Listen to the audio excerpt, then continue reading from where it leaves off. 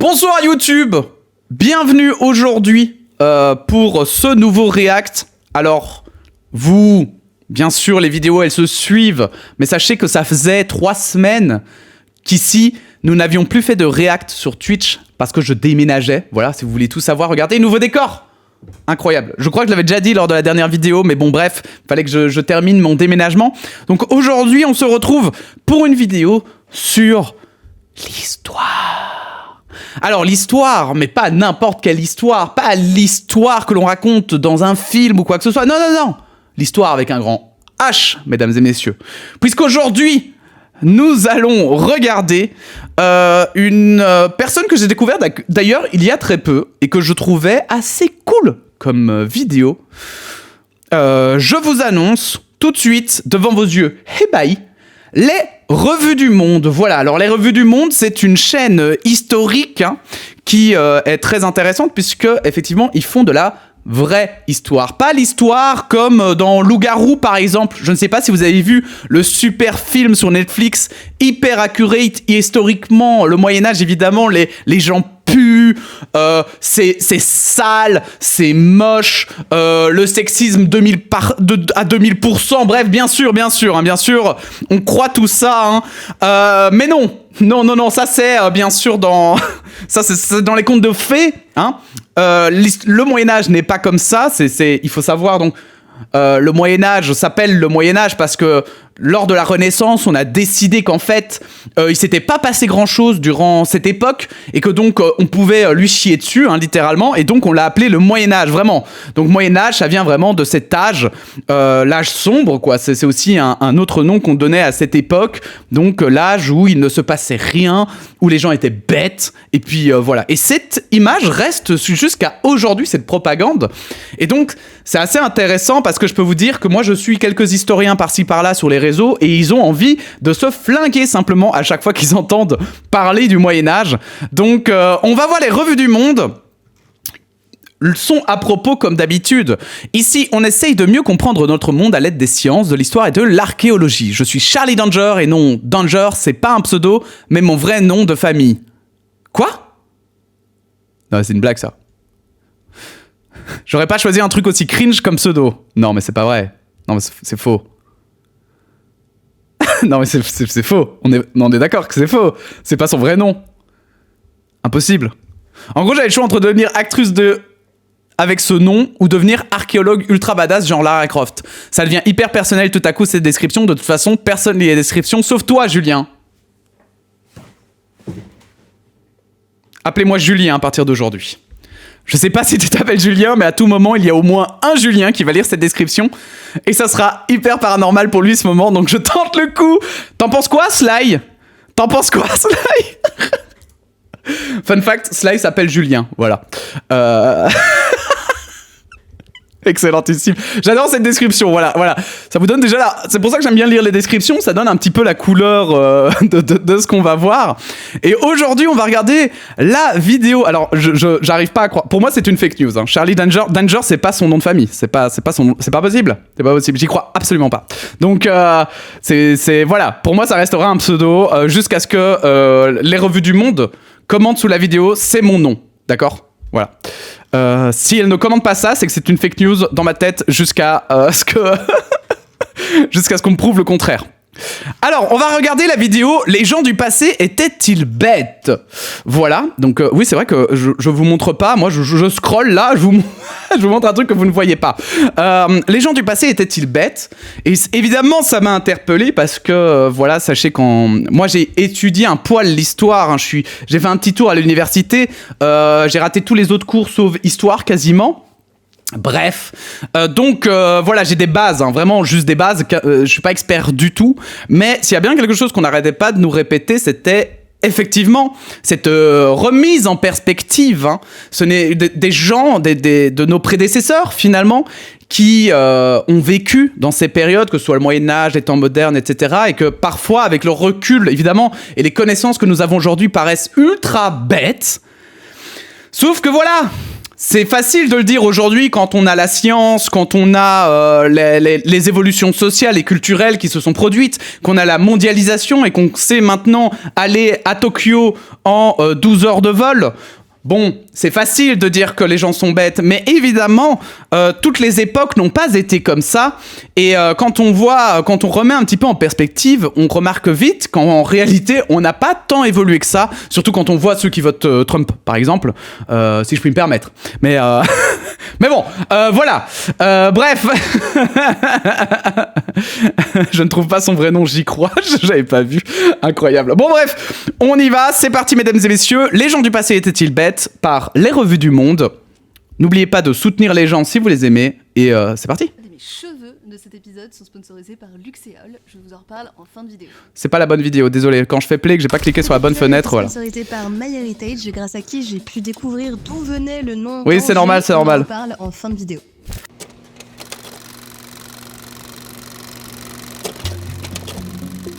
Je vais mettre comme ça. Comme ça, c'est bien, je crois.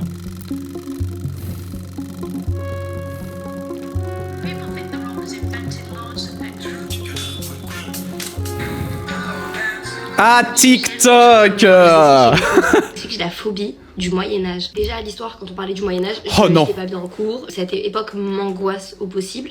Ça me met mal à l'aise. Je suis profondément mal à l'aise, angoissée. C'est dérangeant. Voilà.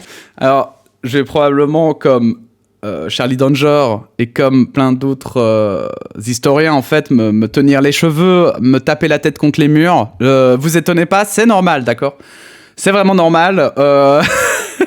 C'est quand on remarque que les gens ont des gros a priori sur certaines périodes. Très dérangeant pour moi le Moyen-Âge.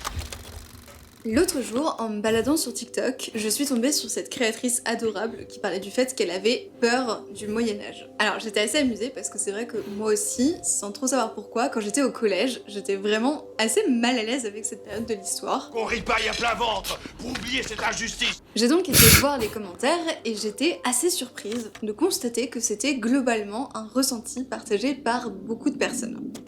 Mais en réalité, évidemment, c'est pas... En fait, l'image qu'on nous présente souvent, d'ailleurs, à l'école du Moyen-Âge, souvent aussi dans les petites années, les premières années, en fait, parce que, enfin, en tout cas pour ma part, à l'époque, on connaissait pas encore très très bien, finalement, le Moyen-Âge.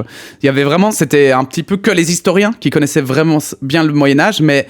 dans, on va dire, la culture populaire, même dans ce qu'on pouvait trouver dans les livres, etc., c'était vraiment pas ultra fiable, en fait. Mais on le savait pas à l'époque. Pour les gens, c'était fiable, mais en réalité, il y avait plein de bêtises, de fous furieux.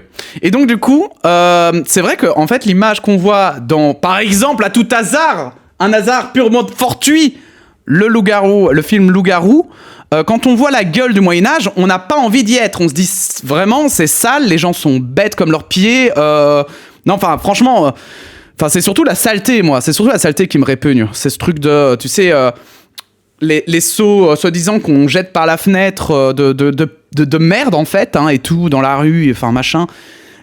Évidemment que ça donne pas envie. Mais c'est ça qui est dingue, c'est qu'on a réussi à nous faire croire qu'il y avait des gens qui étaient capables de, genre, vivre dans la saleté, alors que pendant l'Antiquité, par contre, eux, ils avaient les bains et tout, tu vois.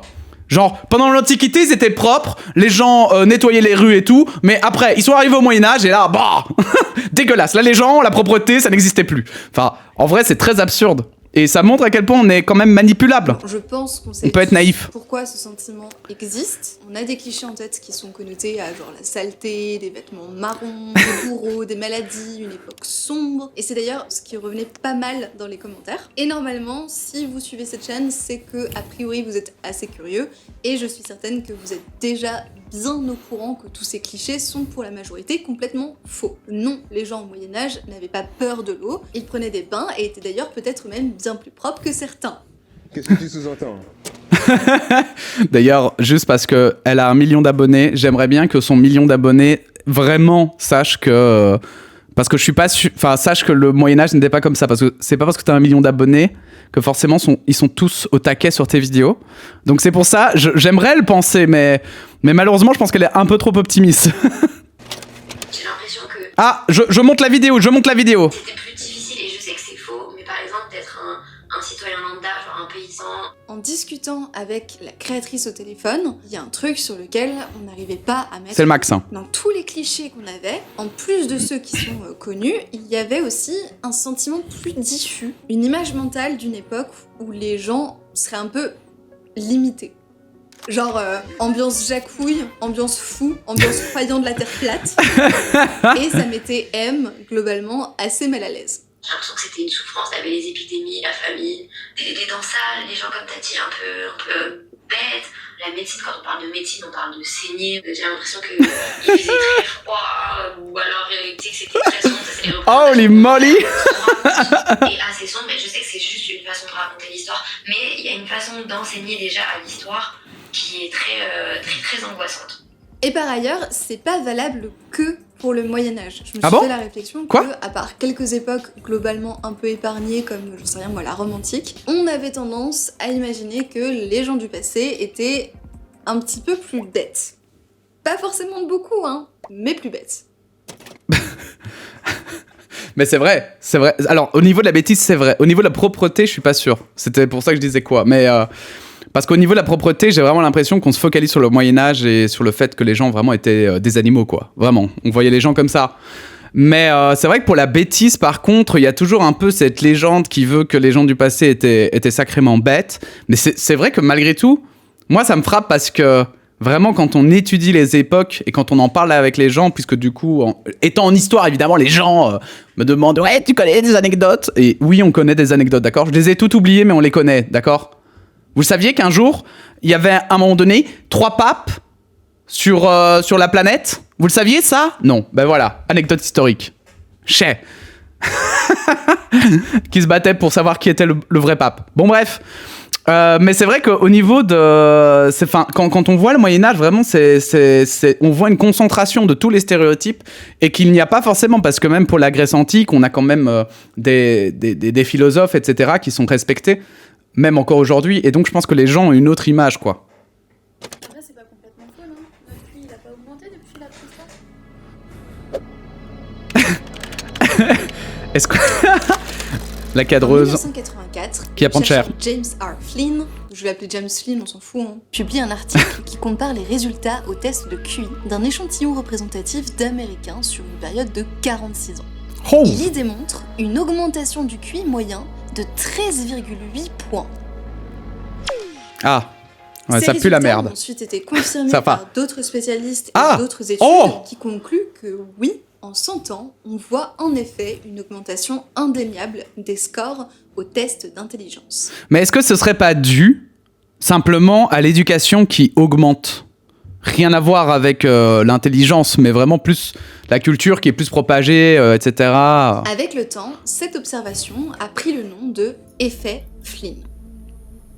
Si on appliquait ce constat à l'envers, ça voudrait donc dire qu'une grande partie de nos ancêtres devaient être moins intelligents comparés à nos standards. Que si on vous donnait une machine à voyager dans le temps qui vous permettrait d'aller, je sais pas moi, dans la Mésopotamie ou dans la préhistoire, eh bien même si vous étiez capable de leur expliquer toutes nos connaissances actuelles, peut-être qu'ils ne seraient même pas en mesure intellectuelle de les comprendre. Pardon, graissologue, on comprend rien à ce que vous dites. De manière générale, on a tendance à imaginer l'intelligence humaine comme une sorte de courbe exponentielle qui suivrait grosso modo notre évolution. On serait plus intelligent qu'il y a 10 000 ans et plus bête que dans 10 000 ans. Attention, je vous le dis tout de suite, mais pendant cette vidéo, il y a des gens qui vont malheureusement se taper un mur. Hein, parce que ça fait du mal de savoir qu'en fait, on n'est pas plus bête qu'avant. Je vous spoil déjà la fin, attention. Hein.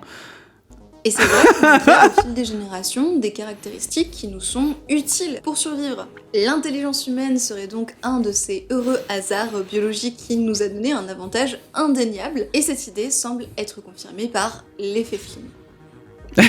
Certifiade. Sauf que tout ce que je viens de vous dire, c'est complètement faux. Non, si. Enfin, pas complètement. L'effet Flynn existe, mais en même temps, il n'existe pas. En fait, j'ai pas réalisé en commençant l'écriture de cet épisode à quel point c'était un sujet hyper dense et à quel point la réponse était pas du tout évidente. Bah évidemment, parce que les tests de QI, c'est surtout... En fait, les tests de QI, ça teste un type de logique. Ça teste pas du tout l'intelligence globale d'un être humain. D'accord ? Par exemple, on pourrait dire qu'un sportif qui, dans certains sports, hein, qui maîtrisent vraiment bien leur corps, ont un QI très élevé physiquement, parce que, vous voyez, pour sentir, par exemple, les tireurs qui tirent au pistolet, pour sentir un peu où est-ce qu'il faut viser, et puis de l'entraînement, vous savez, tir à l'arc, mais aussi même patinage artistique, etc., quand vous faites des figures pour retomber au bon endroit, etc., évidemment, c'est de la connaissance. Mais c'est pas de la connaissance qui rentre dans un test de QI. Voilà. Donc du coup, à partir de là, il y a des gens, ils seront probablement très très bêtes, alors que pourtant, ils sont pas plus bêtes qu'un autre, c'est juste qu'ils ont d'autres types de savoir. On aime bien imaginer ce Donc rien que ça, c'est biaisé. D'une machine à voyager dans le temps. Comment on réussirait à se faire comprendre? Est-ce qu'on serait capable d'expliquer à nos ancêtres le concept genre d'électricité? Et alors, fun fact, il existe même des petits guides pour ça.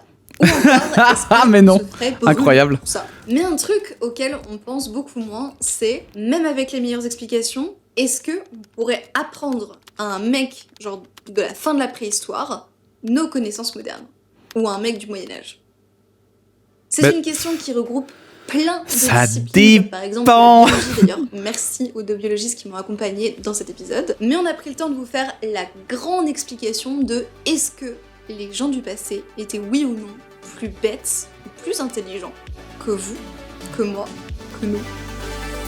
Et tous ceux qui le veulent, plus lui, plus elle, et tous ceux qui sont seuls, allez, venez et rentrez dans la danse. Ouais, ok, je vais peut-être m'arrêter, hein. Désolé, c'est parce que c'était le générique, je me suis dit, vas-y, on peut y aller.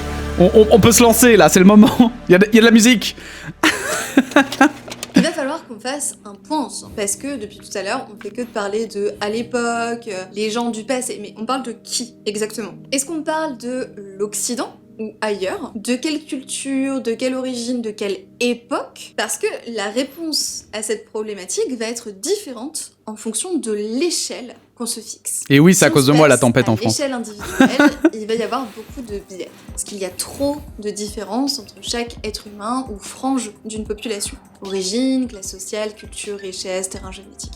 Donc ça veut dire faire un choix. Quel groupe on étudie? Et faire un choix, ça veut dire aussi exclure les autres, du coup. Donc ce sera biaisé, parce qu'on va pas avoir la aïe aïe aïe. si on analyse. Nous ne saurons jamais tout, mesdames et messieurs. Quelle frustration! J'en sais rien, des génies d'une époque comme Newton, comparé à un enfant paysan de la Mésopotamie.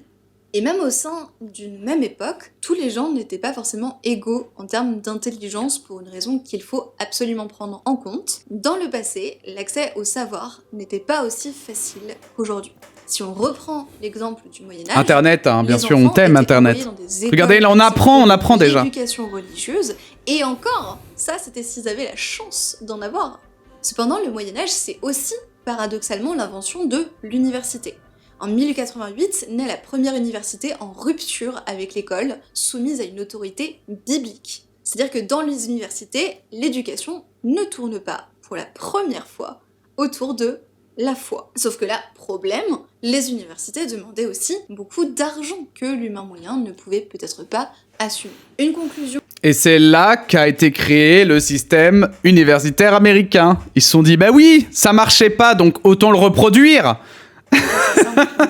Les gens les plus éduqués étaient donc ceux qui avaient aussi le plus de moyens. Même si c'est très grossier là ce que je suis en train de vous dire, parce que la société médiévale est une société d'ordre et non de classe. On peut pas parler par exemple de classe au Moyen-Âge, c'est un contresens. Et alors surtout à partir du... Quoi, les gueux? Les gueux? Mais là je fais une parenthèse, il y a ceux qui... Les gueux, c'est pas... Ceux qui se battent, non? Et ceux qui travaillent. C'est là qu'on revient sur l'importance d'avoir de l'argent. Avoir de l'argent ouvre quelques portes, certes, mais clairement pas autant qu'à notre époque. La majorité des gens n'avaient pas accès au savoir et aux outils de réflexion. Et même si ces personnes étaient peut-être plus intelligentes dans certains domaines, elles étaient aussi sûrement moins éduquées dans d'autres. Par exemple, les paysans apprenaient à leurs proches le savoir-faire des tâches agricoles, etc. Un savoir que les universitaires ne possédaient sûrement pas, du coup. Et aujourd'hui, plus personne ne sait comment on fait un potager. Voilà, on est tous finalement devenus des nobles. Mais des nobles très pauvres, hein, quand même. On se retrouve donc face à un problème de classe, même si encore une fois c'est un non-sens de parler de classe au Moyen-Âge, vous avez compris. Et ça, c'est juste un seul des biens individuels. Parce qu'il y en avait plein. Il y avait plein de biengs. Nous, on aime les biengs. Les fameux pauvres nobles. L'option, ce serait donc d'observer les choses à une échelle plus globale. On va quand même se faire un petit fun fact, mais là, les nobles pauvres, ça a commencé au début des temps modernes, à la fin de la Renaissance, début des temps modernes, quand la bourgeoisie, justement, a commencé à s'enrichir à la place de la noblesse, qui, elle, n'a cessé de perdre du pouvoir et de l'argent pour, in fine, se retrouver avec les fameux... vous savez, aujourd'hui, il y a tout un tas de noms qui viennent de la noblesse, que des gens portent, notamment parce que ils viennent de la même même famille, mais en fait ils sont pas forcément riches, ils sont comme vous et moi quoi, voire même plus pauvres ou plus riches. Et en fait ça vient de ce moment où effectivement la noblesse a commencé à perdre beaucoup d'argent. Ouais. En fonction des Fun époques. fact. C'est-à-dire qu'on fait une sorte de moyenne de la majorité de la population. Mais là aussi, on va faire face à des biais. En 2010, des chercheurs se sont penchés sur la question. Existe-t-il une intelligence collective et est-ce que c'est possible de la mesurer ?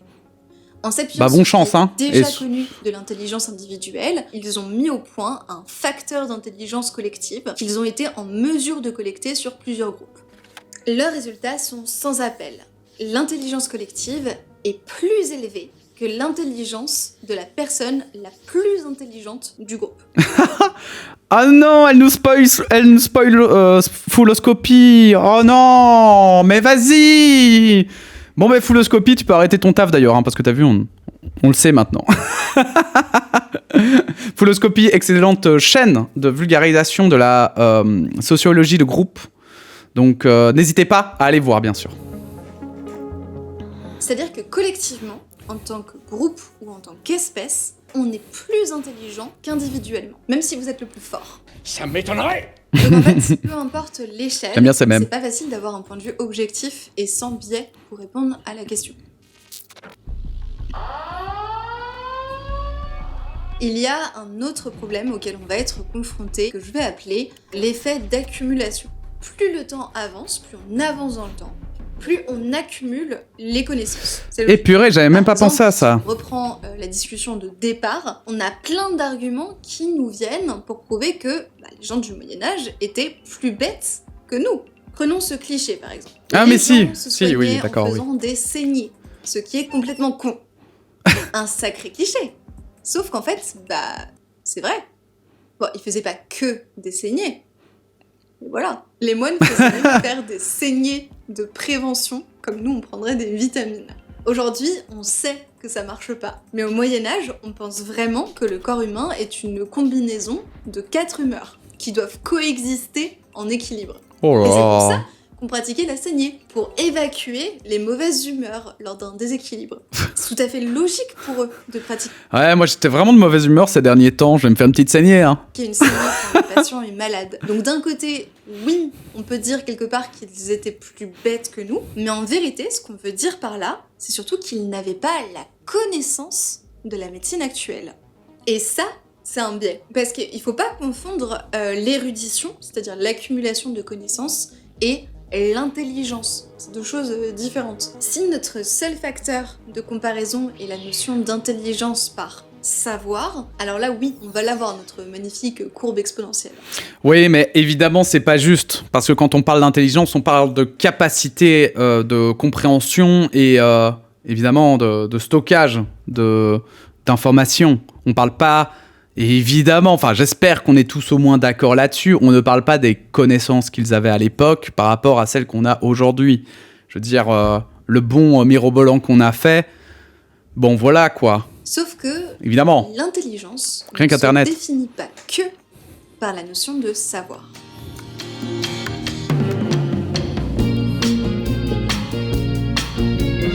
On n'a pas tous la même définition du mot être con ou être intelligent. Ah, c'est pas vrai ça. Par exemple, si vous demandiez à mon père, il vous répondrait sûrement que les études ça ne sert à rien et que ce qui compte avant tout c'est l'intelligence de la vie. Et vous-même, l'expérience. Vous devez avoir aussi vos critères pour définir qu'est-ce que c'est quelqu'un C'est très d'intelligent. Aristote. Même chose, c'est quoi pour vous Téticien. un con. L'expérience précède l'essence. Pour moi, quelqu'un de con, c'est quelqu'un qui ne se remet jamais en question. Être con, c'est être incapable de s'adapter à la situation. En un mot, méchant ou Intolérant. irréfléchi. Comprendre à l'envers, que ce soit volontaire ou non. Idiot. Un ignorant. Qui a un faible QI. Ouh. Qui a un faible Ouh. La vérité, c'est que on ne peut pas définir la bêtise, si ce n'est par le fait de manquer d'intelligence. Mais du coup, c'est quoi l'intelligence? Est-ce que c'est le QI? Quand on pense intelligence, on pense directement au test de QI, le fameux quotient intellectuel. Donc, il suffirait de connaître le QI des gens de l'époque. Sauf C'est que, simple finalement l'histoire. c'est beaucoup plus compliqué que ça. Déjà parce que avant le XXe siècle, ça n'existait pas. Et surtout parce qu'il n'y a pas de consensus clair sur le lien entre QI et intelligence. Par exemple, pour beaucoup C'est ça de qui est compliqué, psychologues, hein. les tests de QI sont des tests validés pour mesurer le type d'intelligence nécessaire pour le travail académique. C'est-à-dire juste pour l'école, en gros. Mais est-ce que ça décrit vraiment l'intelligence humaine au global? Est-ce que ça ne néglige pas d'autres aspects de la capacité mentale? En fait, comment on mesure l'intelligence? Et ça, c'est encore impressionnant parce que même encore aujourd'hui, c'est débattu en mode est-ce que c'est plutôt le nombre de connexions des synapses qui est important? Est-ce que c'est plutôt la rapidité avec laquelle l'information passe dans le cerveau d'un endroit à un autre, etc. Enfin, en fait, on ne sait pas ce que c'est l'intelligence. Et personnellement, je pense que c'est encore très lié au concept d'âme. Vous voyez, ce truc qui fait qu'on est nous, en fait. On ne sait toujours pas qu'est-ce qui fait qu'on est nous. Alors, c'est bien beau de dire, ouais, c'est une construction du cerveau avec l'électricité dedans, et puis voilà, t'as toi, ok. Mais c'est pas suffisant. c'est pas nous, en fait. C'est pas une explication. Ça, c'est un peu comme dire, il pleut parce que y a de l'eau qui tombe du ciel, quoi. Merci, mais non merci, quoi. c'est pas suffisant. Il y a beaucoup de débats autour des tests d'intelligence. On peut les utiliser pour faire un diagnostic, ce qui est plutôt cool, mais en réalité, ils sont surtout une contribution à notre affectation sociale. Ça veut dire qu'en gros, ça crée un critère qui, en fonction de notre score, nous met à notre place dans la société. Sélection scolaire ou recrutement, par exemple. Non seulement il y a une notion de valeur, genre si t'as un QI plus bas que ton pote, tu serais moins bien, mais en plus, ça se base sur des compétences spécifiques, pas forcément hyper représentatives d'une intelligence générale.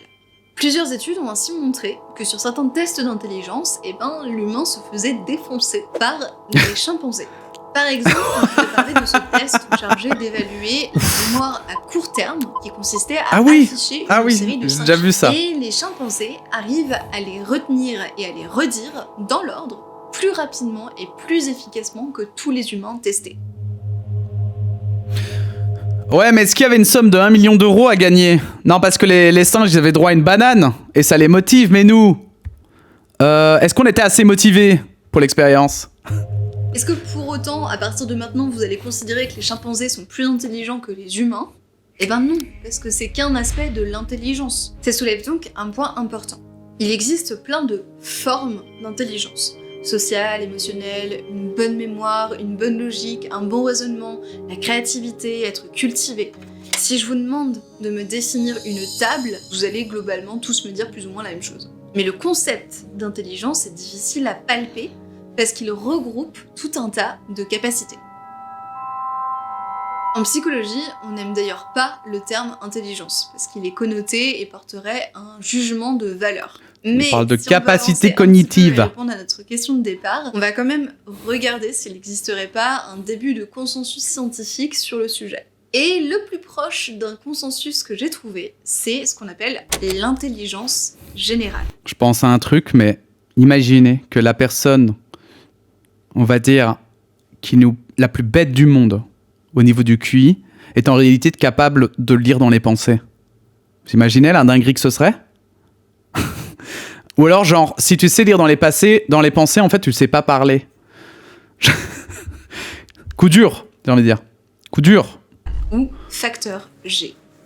Cette variable comprend différentes aptitudes dont le raisonnement, la mémoire ou la rapidité, mais elle reste encore aussi controversée puisqu'elle est évaluée avec des tests comme le QI, qui ont des défauts, on l'a vu, et ne prennent pas forcément en compte tout ce qu'on pourrait associer à de l'intelligence. Du coup, si vous êtes comme moi, c'est-à-dire pas psychologue et pas prêt à passer 30 minutes à discuter du bien fondé des thèses de QI, on va seulement garder en tête les capacités évaluées par ce facteur et se baser sur une définition assez large et qui a été validée par 52 chercheurs de ce domaine. À savoir, Ah oui, quand même. l'intelligence est une capacité très générale qui, parmi d'autres choses, implique l'aptitude à raisonner, organiser, résoudre des problèmes, penser de façon abstraite, comprendre des idées complexes, apprendre rapidement et apprendre d'expérience. Ouf. Et en sachant que c'est entre autres choses. Hein. Ok, super. Donc bon. Maintenant, pour savoir si les gens étaient plus cons avant, tournons-nous vers la science. Si l'intelligence n'est pas entièrement comprise en psychologie et philosophie, ça n'a jamais empêché les scientifiques d'étudier comment fonctionne le cerveau et tenter d'en trouver le siège de nos capacités cognitives. Et ça tombe bien, car l'étude de la connexion entre l'intelligence et le cerveau est un sujet de recherche florissant en neurosciences qui promet de nous expliquer beaucoup de choses. Là, ce qu'on pourrait faire typiquement pour répondre à la question, ce serait de donc il se passe beaucoup de choses en neurosciences. du Moyen-Âge. J'ai mal. Et regardez, l'organisation du cortex, le degré d'encéphalisation, le nombre de neurones corticaux, la rapidité de conduction, éventuellement un panel de gènes pas encore très bien déterminés mais qui sont très... Ah oui, sauf qu'en fait, il est mort. Et genre... Il est mort. Il est mort. Et en fait... ça me fait trop rire. Mais c'est vrai que il y a aussi le principe même qui est que effectivement genre comment on compare ça, sachant que même en plus pendant le Moyen-Âge il était illégal de garder un cadavre et de l'ouvrir en fait. On ne pouvait pas, c'était considéré comme une hérésie. Alors dans certaines régions comme d'hab, blabla tout ça, mais ouais. Par la religion catholique, c'était considéré comme une hérésie. Donc entre l'Antiquité et le Moyen entre l'Antiquité et la Renaissance, on a quelques problèmes parfois de sources. Bien mort. Genre depuis des siècles. Donc au mieux, on a quelques crânes complets à analyser, mais on a vraiment rarement accès à énormément d'ADN. Et alors, si on parle du cerveau qui était dedans, laissez tomber. Donc, relou. Comment il a été mangé par les vers. Étudier le cerveau de Jean Albin, XIVe siècle, pour définir ses capacités cognitives. Ouh là là. J'ai la solution, la paléoneurologie. Avec paléoneurologie, on peut étudier des moulages endocriniens des vertébrés fossiles. Incroyable! Paléoneurologie, totalement résistant à l'eau, qui va vous rendre complètement zinzin. Waouh! Ça me donne envie d'acheter. Hein. Moi je veux acheter. Ne peut pas être pratiquée par les enfants de moins de 12 ans et doit être systématiquement supervisée par un adulte. D'accord. En gros, on regarde le crâne, on réalise des moulages à l'intérieur IRL ou via imagerie médicale et paf, ça donne des endoctases qui reproduisent les détails de la morphologie externe des cerveaux. Je vous ai perdu? C'est pas grave. Ce que je veux dire, ça a l'air complexe. Grâce à ce truc, on peut répondre à la question primordiale qui nous intéresse tous depuis le début de cet épisode. Est-ce qu'ils sont Kong? Qui est la plus grosse? Est-ce qu'ils sont Kong? Homo sapiens, c'est-à-dire nous, c'est-à-dire toi, moi, tous les gens qui le veulent, on arrive au full maximum de tout le genre Homo. Genre vraiment notre cerveau, il est très très gros. Si gros qu'en fait, ces 30 000 dernières années, eh bien la taille des cerveaux d'Homo sapiens a fait marche arrière. Vous voyez que c'est pas la taille qui compte, je l'ai toujours dit.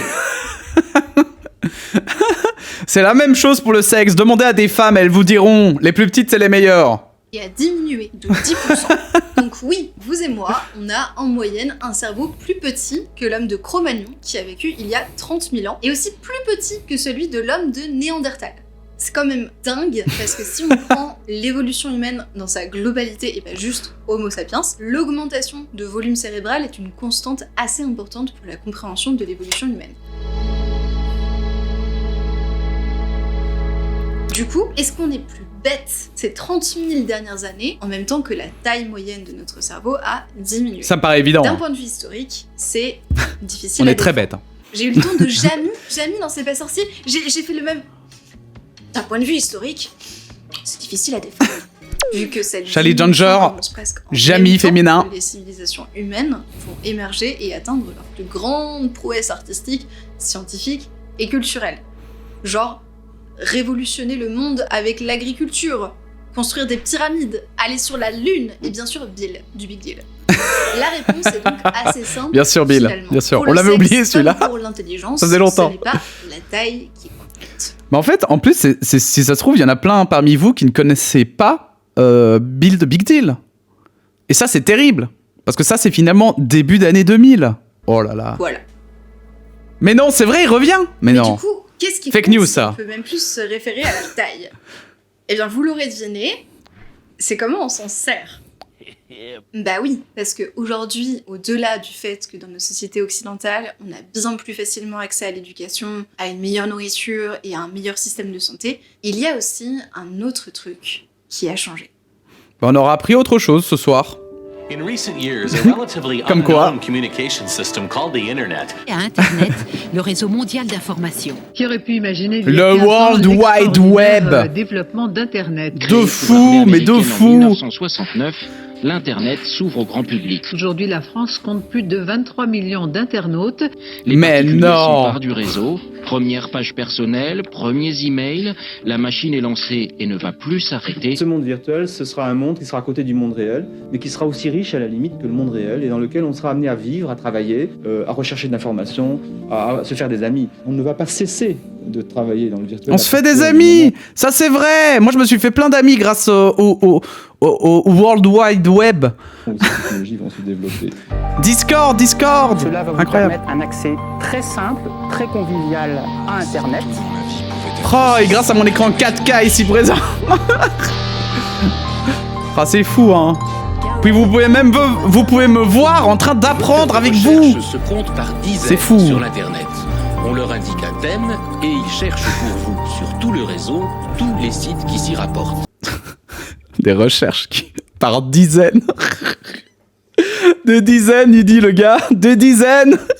Mais s'il savait, on est à des millions, des milliards peut-être de requêtes par jour.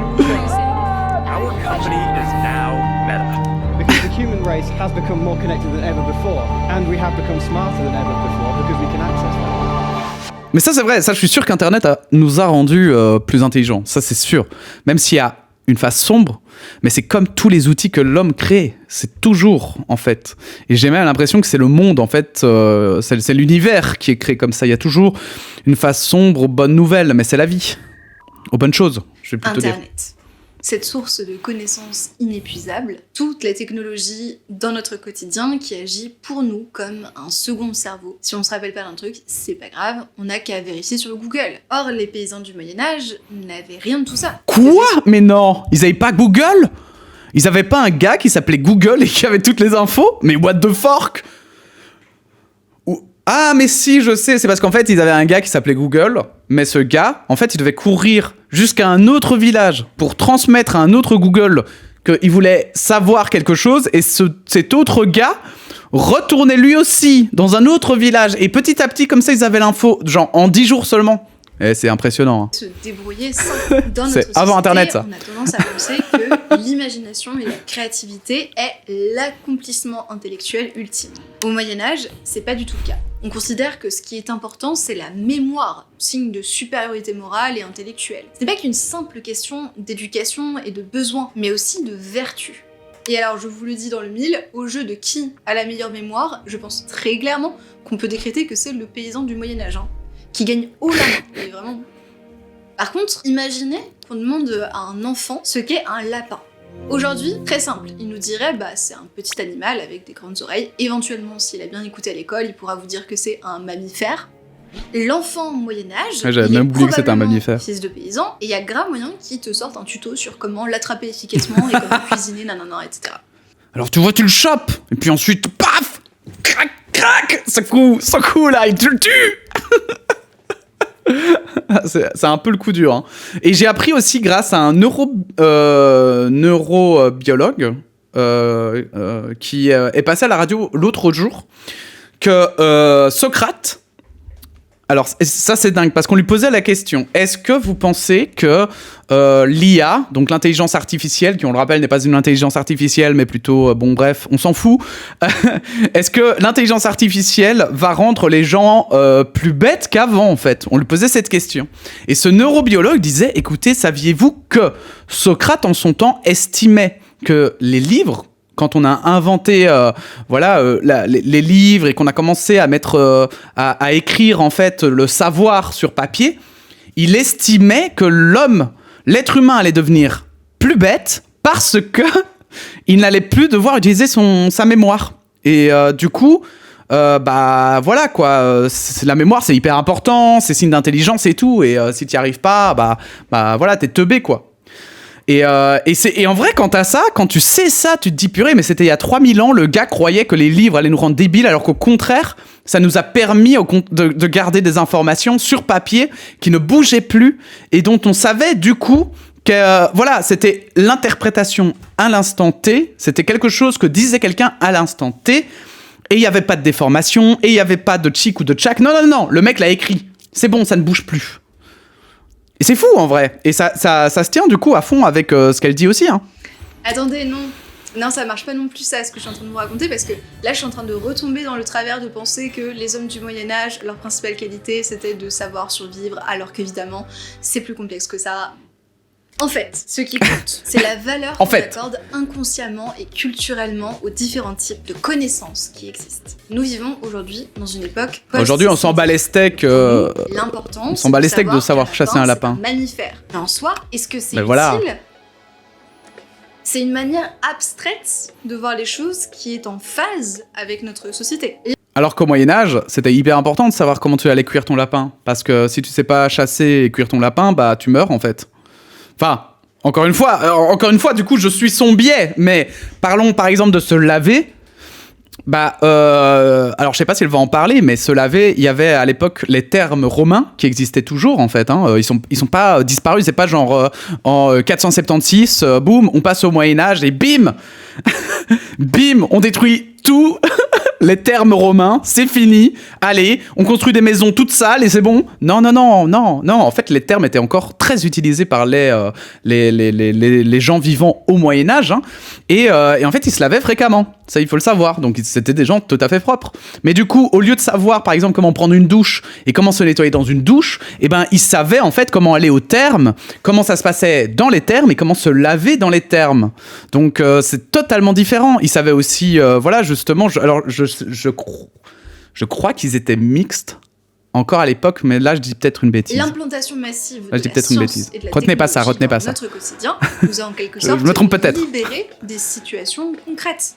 D'autre part, le raisonnement, la logique et la formulation d'hypothèses sont devenus notre manière privilégiée et nécessaire d'interagir avec le monde.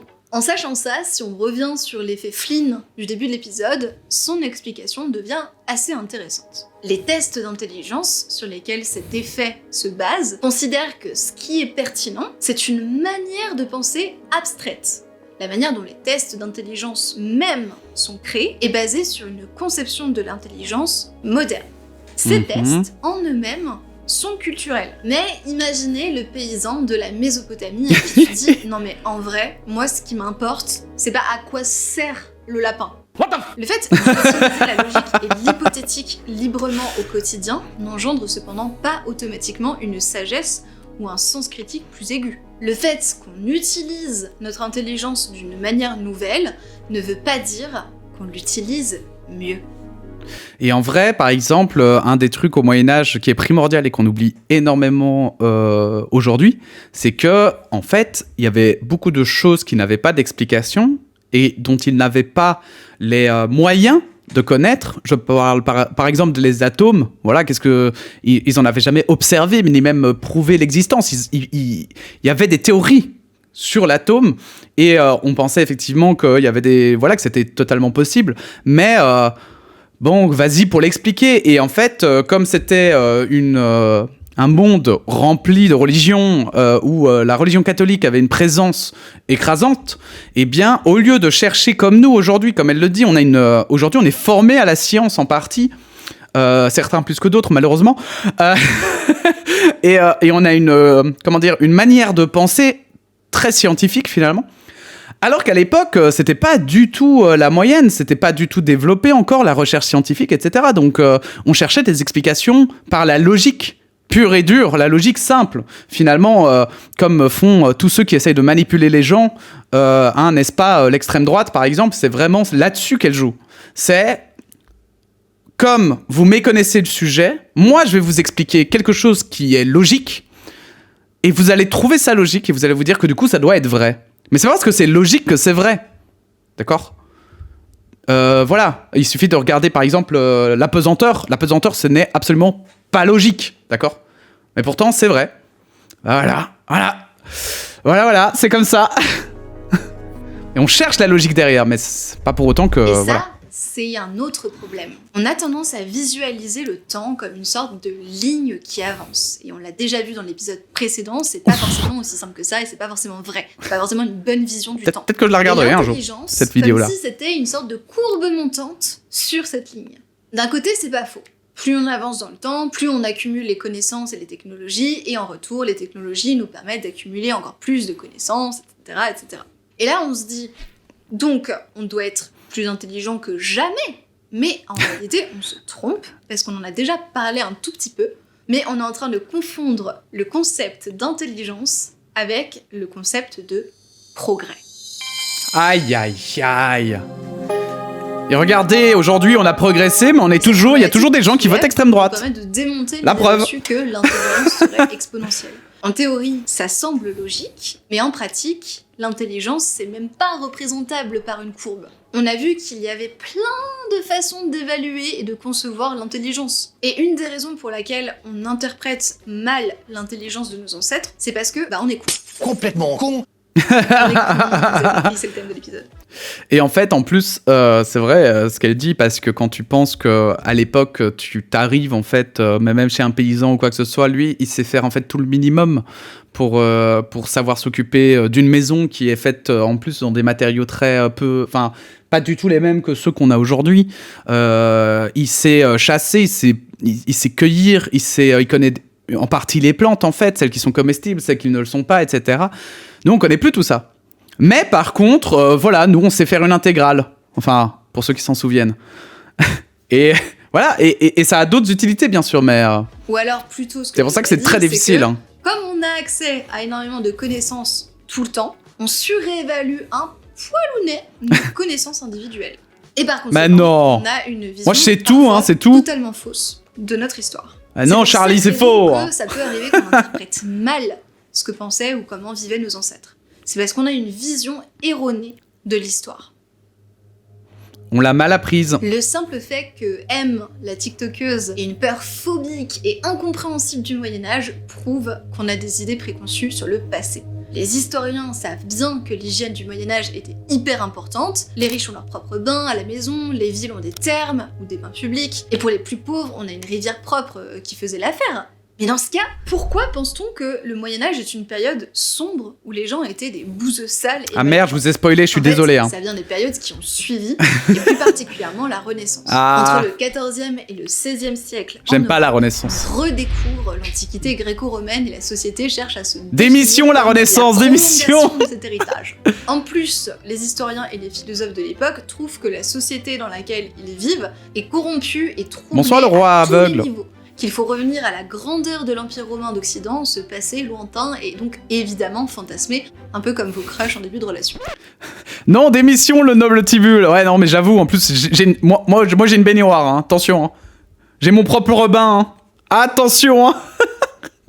Ah, je suis noble, hein, moi. Alors que vous allez à la rivière, dans le torrent. Je ne regarde pas du tout ma cadreuse, pas du tout. C'était dans ton script ou pas ? Non. Un cliché qui va bien s'étoffer les siècles suivants en Europe. Va s'y ajouter l'idée d'une période de régression sociale et technologique dominée par la religion et la bigoterie. Par exemple, le petit fun fact, c'est le 19e siècle seulement que certains historiens ont prétendu qu'au Moyen-Âge, les gens pensaient que la Terre était plate. Alors qu'aucun auteur médiéval n'a jamais remis en doute la rotondité de la Terre, qui était un fait connu depuis le 5e siècle, avant JC. C'est seulement au XXe siècle que l'évolution de la méthodologie scientifique permet aux historiens de réévaluer le Moyen-Âge européen et de lui rendre ses lettres de noblesse. Mais en soi, c'est déjà trop tard. En fait, quand il pense, c'est vrai que ça c'est dingue, hein, mais cette théorie de la Terre plate, c'est moderne. C'est plus moderne que la théorie de la Terre ronde, d'accord ? Et vraiment, c'est un truc de fou parce que c'est vrai que quand tu te penches un petit peu sur les découvertes de l'époque, sur les théories de l'époque, en fait, c'est vraiment hyper impressionnant de savoir qu'avec littéralement 3 cailloux et 2 bâtons, ils savaient te faire des expériences qui prouvaient que la Terre, par exemple, elle est ronde. Le pendule de Newton, c'était une expérience qui existait depuis très très longtemps. Et c'est juste que les interprétations étaient différentes et lui a réussi, avec la méthode scientifique, de pouvoir prouver une bonne fois pour toutes que, effectivement, c'était la bonne manière de lire le pendule de Newton, que la Terre, notamment, était ronde et elle faisait des tours en ellipse, etc. Enfin bon, bref, ça rejoint plein de trucs, quoi. Et donc, en vrai, quand tu dis qu'il y en a déjà qui, avec zéro matos, pouvaient te dire « Ah bah ouais, je pense qu'il y a des atomes, hein ». Les clichés c'est quand même badass, sont trop enracinés dans notre socle culturel commun. Il faudra encore énormément de temps dans les siècles qui viennent pour que les mentalités changent, et c'est bien normal que beaucoup d'entre nous soient encore sujets à ressentir ce malaise vis-à-vis de certaines époques. Mais surtout, je le rappelle, hein, c'est surtout aussi qu'il y a énormément de... Il y a eu beaucoup de désinformation dans les livres, dans la manière dont on apprenait l'histoire, etc. Aujourd'hui, ça a beaucoup évolué, on se rend pas compte, mais les sciences, en fait, de manière générale, ont énormément évolué sur leur traitement des différents sujets, et dont l'histoire, quoi. Et ça, moi, ça m'impressionne toujours. Un phénomène fascinant qui a été théorisé au siècle dernier. Les gens du passé trouvaient déjà que leurs ancêtres, à eux, étaient cons. Tous des cons! Dans son autobiographie Surpris par la joie, l'auteur de Narnia, C. Lewis, met le doigt sur un raisonnement fallacieux qu'il appelle du snobisme chronologique. C'est l'idée que l'art, la pensée ou la science des temps antérieurs sont d'office nuls à chier par rapport à ceux du présent. Bien sûr. Simplement parce que le langage, le progrès de notre société occidentale, moi, par exemple, tout ce que je fais, c'est bien meilleur que tout ce qui a été fait. Les erreurs du passé qu'on ne reproduira plus. Bref, choisissez votre excuse préférée, mais vous voyez l'idée. Bah d'ailleurs, le react sur Twitch, finalement, est-ce que c'est pas, j'ai envie de dire, ce qu'il y a de plus artistique aujourd'hui et qui surpasse tout ce qui a pu être créé auparavant? Heureusement, il y avait l'Inquisition. Ouais, heureusement, il y avait l'Inquisition pour un peu brûler. Et en plus, l'Inquisition, typiquement, l'Inquisition, c'est un très bon exemple. Hein. L'Inquisition n'a eu lieu principalement qu'en Espagne, et même pas encore dans toute l'Espagne. Et ça a été vraiment une petite période in fine, en fait. Et pourtant, on l'a retenu comme si c'était tout le Moyen-Âge, qu'on brûlait partout, tout le monde, mais pas du tout. Pas du tout. Ce qui est oui, pour surveiller nos amis les scientifiques, enfin sorciers, enfin alchimistes. N'est qu'une période de l'histoire. Et comme toutes les périodes avant elle, elle possède ses propres illusions et croyances, qui seront discréditées par la période suivante. Il pense que ce snobisme chronologique est une des illusions de son époque. On voit le progrès comme une progression linéaire. Et quand on ne comprend pas quelque chose, on n'hésite pas à dire « Oh là là, c'est moyenâgeux ton truc !» Parce que cette chose nous semble étrange ou régressive. La réalité, c'est que le progrès n'est pas inévitable, et l'idée selon laquelle quelque chose de nouveau est forcément meilleur est une illusion. Et ouais, il y a plein de trucs nouveaux qui meurent. Que je vous avais déjà donné dans un et qui ne sont jamais adoptés. Le textile qu'on avait abordé il y a je sais plus quand. Oui, aujourd'hui l'industrie textile produit plus vite pour beaucoup moins cher, avec moins de main d'œuvre et en beaucoup plus grande quantité. Mais le problème que ça engendre, c'est évidemment le déclin dans la qualité des tissus qui sont produits. À l'époque, vos draps, ils vous duraient 5 générations. Heureusement, on peut toujours se reposer sur notre supériorité morale, puisqu'au moins maintenant, les enfants ne travaillent pas dans des usines insalubres et dangereuses comme au 19e siècle. Juger les gens du passé est facile et nous donne un sentiment instantané de satisfaction et de supériorité sans avoir à fournir aucun effort et surtout sans blesser personne. En plus, les parures moyenâgeuses, le Moyen-Âge était rempli de couleurs. Oh, merci beaucoup, le roi aveugle, pour ton sub. Merci beaucoup. Mais c'est vrai que vraiment, hein, en fait, je trouve que c'est quand même une dinguerie de se dire que À l'époque, en fait, aujourd'hui, on le voit avec le recul. Moi, je pense par exemple à Athènes et son temple, là, je sais même plus comment ça s'appelle. Merde, j'ai oublié le nom, mais bon, bref, vous voyez ce que je veux dire. Souvent, c'est vieux, c'est blanc, ou c'est comme ça, on n'a plus les couleurs. Donc, on se dit, on voit les églises, par exemple, les églises, on voit les vitraux, d'accord, mais on voit pas l'intérieur, tout est blanc. Mais en fait, tout est blanc parce que c'est vieux. Mais à l'époque, tout était peint, c'était magnifique. Hein. En fait, je crois que des gens qui aujourd'hui tomberaient au Moyen-Âge ne se rendraient même pas compte qu'ils sont au Moyen-Âge. Parce que ce serait tellement en déphasage par rapport à ce qu'ils ont appris qu'ils seraient en mode, mais... Hein? Mais c'est pas Loup-Garou! C'est pas Loup-Garou le film, on m'a menti! Et oui, Billy, on t'a menti, hein. Moi, j'ai hâte de voir le techno-âge. Les humains du Moyen-Âge ne vont pas sortir de leur tombe pour aller vous dire « Bah quand même, c'est pas super gentil, hein ». En soi, c'est assez humain. C'est déjà ce que faisaient les gars au XIVe siècle en clamant que bah quand même, ils étaient bien cons pendant le Moyen-Âge. En revanche, comprendre pourquoi les choses se passaient de telle ou telle manière et tenter de conceptualiser ce qui se passait dans la tête de nos ancêtres, ça, c'est un truc bien plus compliqué. Et c'est d'ailleurs ce que font les historiens et les archéologues, ce qu'ils tentent de faire au quotidien. Et d'ailleurs, de ce qu'elle dit, parce que, et ça rejoint ce que tu dis, le roi aveugle, après les bombes, quand les religions seront...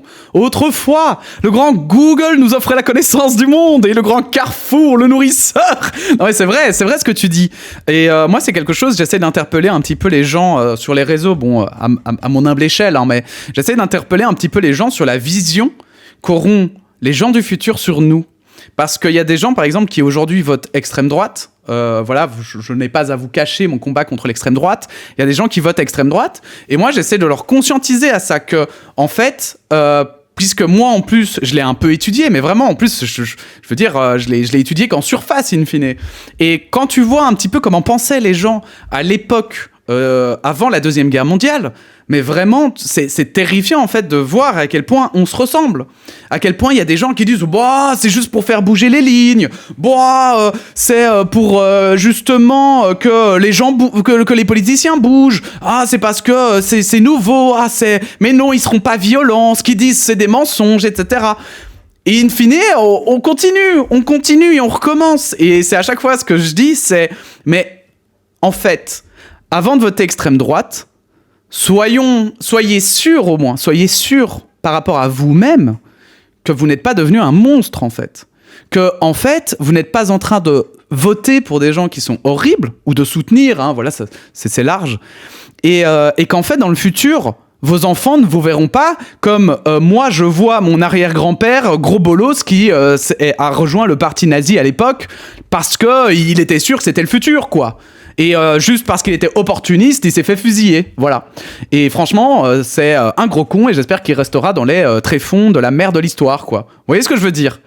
Et je suis son descendant, et j'ai pas peur de le dire. Alors que lui, à l'époque, il devait se dire « Oh, bah non, au contraire, mes descendants, ils vont trouver que j'ai été trop malin. » Non, il était complètement teubé, le ref, et il était vitrier. Il a cru que, tout à coup, il allait pouvoir devenir riche et célèbre grâce en rejoignant un parti antisémite et raciste, etc. Enfin, vous imaginez la dinguerie. Donc, moi, c'est ça que je dis aux gens, c'est... Avant d'être... En fait, il faut être sûr. C'est bien de vouloir faire bouger les choses, mais pas n'importe comment, quoi. Tu vois, à mon humble échelle, comme tu dis, dans 1000 ans, tes os seront sous poussière. Moi, ils me retrouveront sous mon armure. Et ils dirent dans 2500 ans, il était, mais sûrement pas comme vous. Il était, mais pas comme vous, bande de sous-merde. Il était mieux. Même si c'est pas évident et que parfois, il y a des ratés. L'effet Flynn a confirmé notre impression qu'on était de plus en plus intelligent, alors qu'en réalité, il met surtout en évidence les changements socioculturels qui ont eu lieu en Occident ce dernier siècle. L'amélioration des conditions de vie, la scolarisation obligatoire et l'urbanisation ont certainement joué à donner la possibilité à notre corps et à notre cerveau d'atteindre une sorte de flexibilité différente et nouvelle. Néanmoins, il ne faut pas oublier aussi les changements de perception du monde et de la vie, de manière plus générale, qui mettent aujourd'hui l'accent sur une manière abstraite de comprendre et analyser les choses. Pour nous, c'est la manière la plus optimale, la plus intelligente de voir les choses. Mais, ce faisant, on a aussi peut-être perdu quelque chose de l'intelligence de nos anciens. Certaines études nous montrent même que dans quelques domaines, on est carrément en train de régresser. À l'échelle individuelle, on devient teubé. Individuellement, donc, oui, les gens du passé étaient plus bêtes. Mais aussi, individuellement, oui, les gens du passé étaient plus intelligents. Tout comme il existe aujourd'hui des différences dans notre monde. C'est marrant ça je savais pas par contre. Chaque individu en fonction de son milieu, sa classe sociale, sa génétique, son entraînement du cerveau, ses compétences, ses apprentissages, sa vie, quoi. Il ne devrait a priori pas y avoir de différence majeure avec une époque passée, si ce n'est que l'accessibilité à une meilleure éducation, / de la nourriture abondante, / une meilleure médecine a pu permettre aux civilisations modernes de gagner en intelligence dans certains domaines pendant un certain temps, cf. l'effet Flynn. Alors bien sûr, le roi aveugle, mais bien sûr, comme ici ce sera diffusé sur YouTube, on va éviter de... Je répondrai après à ton débat, mais ne t'inquiète pas, bien sûr, je vous lis tous. En revanche, vous êtes mes petits bébous. Dézoome un petit peu et qu'on passe à une échelle plus globale, collectivement, on pourrait avoir envie de dire que nous sommes plus intelligents que nos ancêtres. Parce que la connaissance universelle s'accumule, que les sciences progressent, la technologie aussi, et que cette technologie entraîne encore plus de connaissances, encore plus de progrès, nous sert d'outils pour nous-mêmes accéder à encore plus d'intelligence, encore plus de connaissances, L'iPhone! etc. This is iPhone! Alors qu'en vrai, c'est très relatif et très discutable. Est-ce que du coup, c'est nous, l'espèce humaine, qui sommes vraiment plus intelligents? Ou est-ce que ce sont pas plutôt les nouveaux progrès qui permettent de mieux traiter l'info? En réalité aussi, moi je trouve que c'est piégeur parce que justement, moi je crois qu'on est justement plus bête qu'auparavant parce que, en réalité, en fait, on accumule tellement de connaissances, on est en train de créer tellement de connaissances qu'en fait on peut pas toutes les retenir. Il y a pas quelqu'un qui connaît tout. Comme d'ailleurs déjà avant, il y avait pas quelqu'un qui connaissait tout, mais au moins il se permettait d'avoir plusieurs disciplines. Aujourd'hui, on a très très fort tout mis dans des cases, séparés pendant tout un temps d'ailleurs. Notamment même juste l'art et les sciences, qu'on a séparés. Alors que justement, pour reprendre le neurobiologue dont je vous parlais, il disait justement que pour lui, c'était une erreur monumentale d'avoir séparé l'art de la science. Parce qu'il disait, mais au final, moi, quand j'imagine un système neuronal avec un problème ou au contraire avec une solution, est-ce que finalement, c'est pas de l'ordre de l'art ? Quand je dois imaginer des choses qui n'existent pas, est-ce que ce n'est pas de l'art? Et moi, je pense qu'il a totalement raison, en fait. On utilise tous de l'art. Et c'est pour ça que ça me rend très triste quand je vois des gens qui ne se rendent pas compte de ça et qui pensent que l'art, on devrait juste le jeter à la poubelle. Nombre de créations scientifiques ont été faites parce qu'on l'a d'abord imaginé dans l'art. Le fait de voler, c'était, une idée qui existe depuis des millénaires, quoi.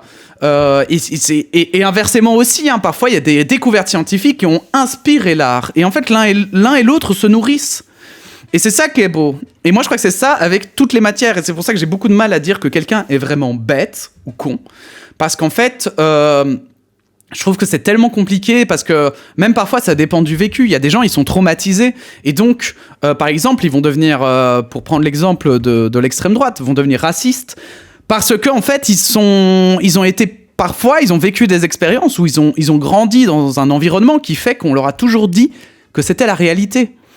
Mais justement, c'est ça qui est très dur, c'est que parfois il faut savoir s'extirper de son environnement pour voir la réalité. Et ça fait peur à beaucoup de gens de remettre en question ces bases. Parce qu'en fait, si finalement les gens ne sont pas tous des enfoirés, comment je fais, moi, qui ai basé toute ma vie sur l'égoïsme? Comment je fais? Inversement, si moi j'ai basé toute ma vie sur le partage et que tout à coup, en fait, je me rends compte qu'il y a des gens qui sont égoïstes, comment je fais? Comment je fais si c'est ça la réalité? Et moi, en fait, c'est pour ça, je me suis toujours mis une règle, c'est que je préfère, même si elle me plaît pas, même si elle est nulle, même si elle ne va pas même si elle n'est pas en accord avec mes valeurs, etc. Si c'est une réalité, c'est une réalité. Point barre. Et ça devrait être la règle à tout le monde. On s'en fout que ça nous plaise ou pas. Le fait, les faits, c'est pas les faits qu'on doit discuter, mais leur interprétation. Et les faits, on devrait tous être d'accord ou non quand ils sont bons ou pas. Point barre, et c'est tout. Et puis après, on devrait voir leur interprétation et surtout écouter beaucoup plus les gens qui s'y connaissent dans le domaine. Parce que justement, aujourd'hui, tout est fragmenté. Donc vous ne pourrez jamais connaître autant qu'un expert sur un sujet. Vous ne pourrez jamais. Sauf si vraiment vous décidez, autant que cet expert, de vous y intéresser dans toute votre vie. Voilà, un mec qui ne fait pas de cuisine, mais qui lit des livres de cuisine toute la journée, qui s'intéresse à toutes les émissions et tout, et qui ne fait que ça, finalement, c'est son hobby, mais son hobby vénère, bah oui, évidemment, c'est un cuisinier, quoi. Mais c'est pas parce que moi, je vais lire 2-3 trucs sur YouTube ou sur Internet sur la cuisine que je deviens cuisinier, quoi. Je pense à nos capacités. Ouais, si tu veux, je peux te montrer mon bras hydroélectrique qui est capable de soulever 150 kg. Donc 1500 newtons, c'est énorme. C'est énorme, c'est incroyable. Bah tu vois, le roi aveugle, il est plus intelligent que moi là-dessus. Mais est-ce que pour autant, j'invente? Mais bon, si ça se trouve, c'est aussi... Hein. Si tu veux si tu veux discuter géopolitique, peut-être que tu connaîtras moins bien que moi, toi. Genre voilà, et en fait... C'est ça l'intelligence. Et c'est ça qui est compliqué à mesurer. Les orientations qui se sont peut-être dégradées parce qu'on utilise les GPS. Un disque dur dans le cerveau, ce serait vraiment intéressant. Les capacités technologiques qu'on a perdues aussi avec le temps. Quid du fait qu'on muscle moins notre cerveau en se reposant mieux sur la techno? Je crois pas qu'on muscle moins. Encore une fois, je crois que c'est différent. C'est impossible de répondre correctement à la question. Dans ce genre de réflexion, on rencontre plein de problèmes. Il faut fusionner avec la machine. C'est notre... C'est le dernier espoir. Les époques, l'échelle ou la culture ou même la personne à qui on s'adresse. Et puis on n'est pas non plus certain de comment l'environnement, les conditions de vie, l'hérédité ou l'éducation peuvent influencer sur les capacités cognitives. On a beau savoir que le cerveau est l'organe qui gère les capacités cognitives, on ne comprend pas encore très bien comment ça fonctionne exactement. Mais si je m'étais arrêtée là, c'est trop dingue, on n'aurait jamais essayé de se poser la question de est-ce qu'on est vraiment plus intelligent aujourd'hui? Et c'est surtout en réalité un très bon prétexte pour réfléchir ensemble sur notre rapport à l'histoire et notre perception du temps. Et là, ça fait le ping-pong avec un des derniers épisodes sur comment est-ce que les humains du passé imaginaient le futur. Oh là là! Le truc cool, et sur lequel oh Charlie, t'es trop maline. maline! Au moins tous d'accord, c'est que ensemble, on est plus fort. Clairement, c'est quand les humains coopèrent qu'ils réalisent leurs plus grandes prouesses. Et c'est pas une blague, c'est vraiment pas une blague. C'est ce que j'ai appris en histoire, c'est ce que j'ai appris en sciences, parce que j'ai eu un parcours très particulier. C'est ce que j'ai appris en art. C'est vraiment genre, je vous jure, les gens sont ultra pessimistes aujourd'hui. Les gens sont hyper pessimistes. Les gens pensent que tout le monde est égoïste. Les gens pensent que, en fait, on doit tous penser qu'à sa gueule, à son cul, et puis let's go, vas-y, c'est tout ce qui importe. Si tu survis toi, et ben le reste survivra. Mais c'est pas vrai. Ça n'a jamais été vrai. Vraiment, je vous jure, penchez-vous sur n'importe quel domaine, et vous remarquerez que, à part peut-être le fascisme, à chaque fois, c'est quand les gens se rassemblent qu'ils arrivent à faire des prouesses. C'est quand les gens, en fait, se mettent ensemble qu'on arrive à dépasser les choses. Et d'ailleurs, ça se voit même, pour donner un exemple, sur, encore une fois, la science sociale, mais la sociologie de groupe, quand en fait les gens sont en situation de stress, de détresse, et ça on le voit de plus en plus avec les attentats qui ont eu malheureusement lieu ces dernières années, en fait quand les gens sont au bord du précipice, sont au bord de la mort, leur premier réflexe, pour la grande majorité, évidemment, c'est jamais tous, mais pour la grande majorité, leur premier réflexe, c'est de se rassembler, de s'entraider, malgré le danger, malgré Jean-Michel qui, lui, décide de se sauver le fiac tout seul, malgré... Voilà, en fait, les gens, vraiment, je vous jure, c'est un truc incroyable. Allez demander à des militaires qui sont intervenus en opération, mais même pendant les attentats, allez demander aux secouristes, allez demander aux gens qui étaient sur place pendant les attentats.